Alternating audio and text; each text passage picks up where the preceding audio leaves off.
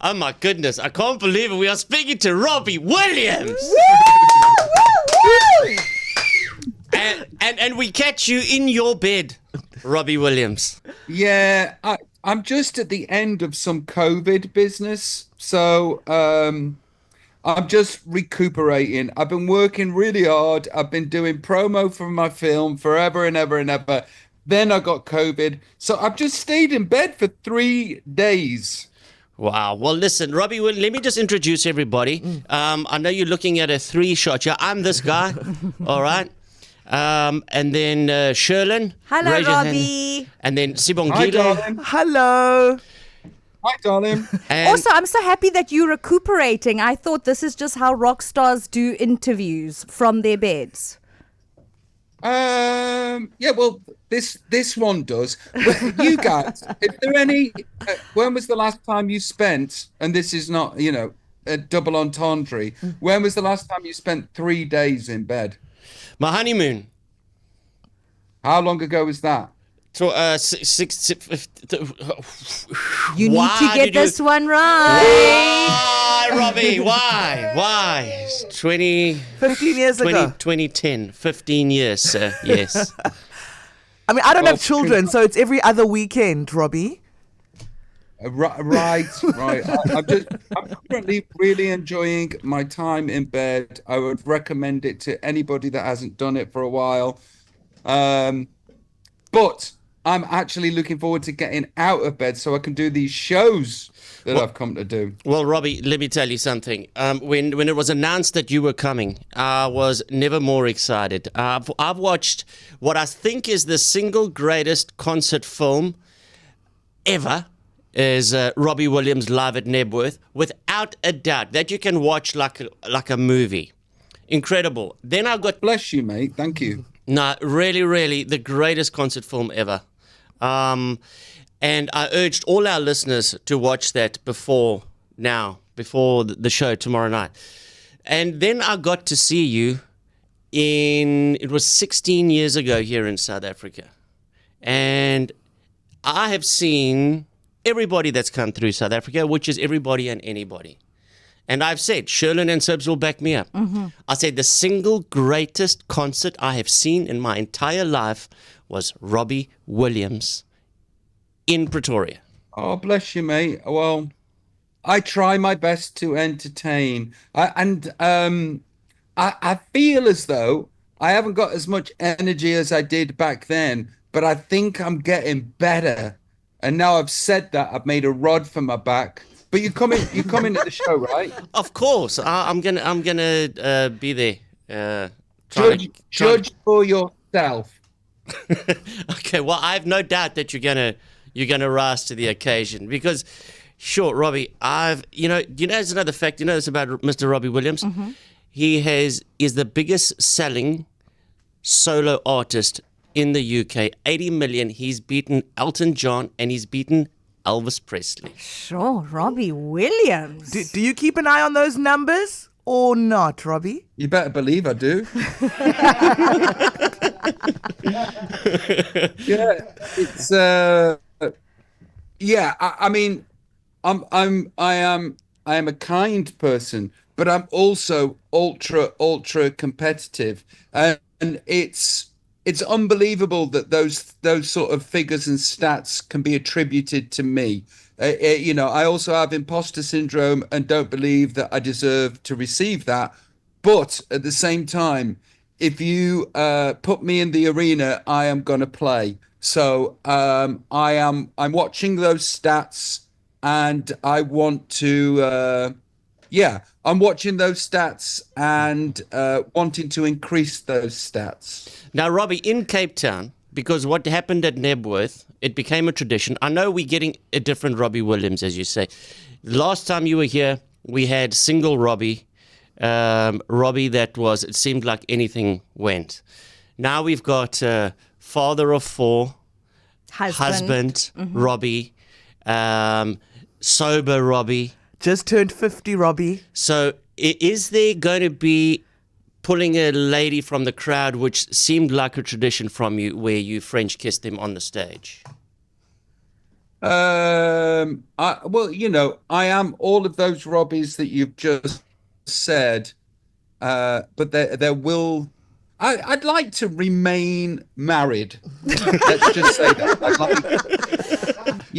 Because I really like her, and B, it's really would cost me a lot of money. So I can't think that I will be ruining that.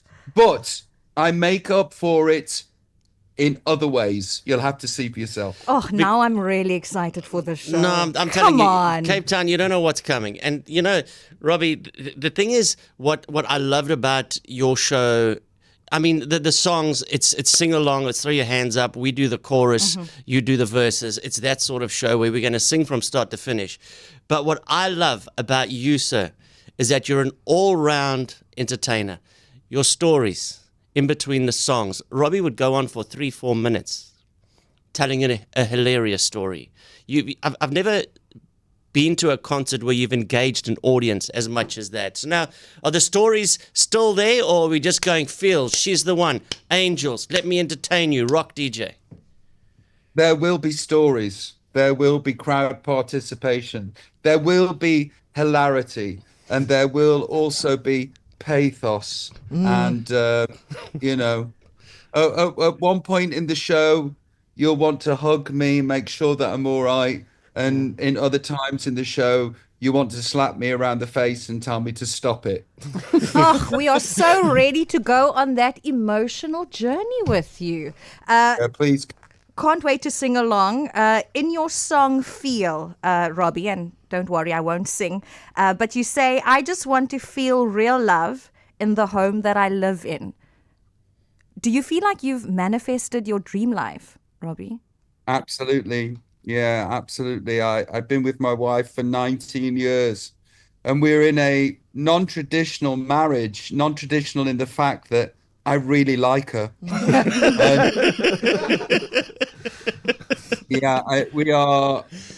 19 years in. We have 4 kids, and I did manifest that by singing that song. And I'm very, very, what can I say? And with that, Robbie, I mean, you are a man who's been an entertainer for most of his life. You've gone through many seasons of your life. Which season is your favorite, or have all of them culminated into the better man that you are today? Don't say Jerry Halliwell. Don't say Jerry Halliwell season. We'll skip that season. But you can still see it on DVD if you've got a DVD. Right now is the best. I get to experience joy where I didn't used to get to experience joy, and I'm grateful where I wasn't grateful, and I'm becoming the person that I always wanted to be. And so it's this season and these seasons right now. I'm on a upward trajectory when it comes to my mental health and my mental well-being. So I'm definitely preferring the senior circuit than than back in the day. Now, Robbie, you know what? You've got such great stories, as I say. Now, it seems like that the stories come to you. You don't even have to make them. I'll tell you where I'm going. So I go and I do the show from Los Angeles for a week. And I know somebody that knows Vinnie Jones. So we have an introduction. This is 2010. And so now I'm going to interview Vinnie Jones. And Vinnie says, well, you know what? Come down to the soccer field and you might get to interview Robbie Williams as well, because we play like soccer on a Sunday afternoon. All the expat Brits living in Los Angeles said, come and, you'll get Robbie Williams there and hopefully he'll come down and kick around. So I go there to interview Vinnie Jones, and now I'm like, Vinnie, you know what? You're great, sir, but is Robbie coming? He says, oh, no, mate, Robbie can't make it today. So he said, but here's some other people. Here's another knight of the British Empire. Here's a guy called Kieran Lee. He's a porn star, and he's got the biggest dong in the world that was just been insured, like for I don't know how many. So I went there to interview Vinnie Jones and hopefully Robbie Williams, but I got Vinnie Jones and Kieran Lee, and then halfway through the interview, Kieran said to me, so you want to see my dong? So I'm like, well, yeah, okay. He said, we just got to go behind the toilets at the soccer pitch. So there I am wanting to interview Robbie Williams, and I'm looking at a porn star's dong behind the toilets. But it just seems that the stories find you. Now, do you remember those days? I mean, could you might have been at that soccer match with Vinnie Jones? Yeah, I used to have my own soccer field up off Mulholland, but I then got arthritis in my back, so I can't kick a ball anymore. So the field had to go. But they were good times. Los Angeles in the sun, kicking a ball about with some Brits and some Yanks. A lot of fun. But was Vinnie Jones there and all those porn stars? Was that your team? There were porn stars. There was the odd Vinnie Jones kind of person. Where my football field was up on Mulholland was actually, and this is a true story, it was actually just around the corner from where they used to film porn in somebody's house. And one day there was a knock at the door, and it was 7 dwarfs, and they'd gone to the wrong house. That's True story. So they were looking for Snow White. and I don't, you know, look, I don't know if that's what you call, I don't know if it's 7 dwarfs anymore, but I'm sure that would have been the title of the film that they were about to make. Also, Robbie, you realize how outrageous the sentence "I used to own a soccer field at Mulholland Drive" sounds. Do you feel like that's a normal thing to have had, or is it just all part and parcel of your autobiography? I think that it's normal. It's abnormal that it's so normal, and then it's abnormal again. You know, there is so many things about my life that are surreal and insane.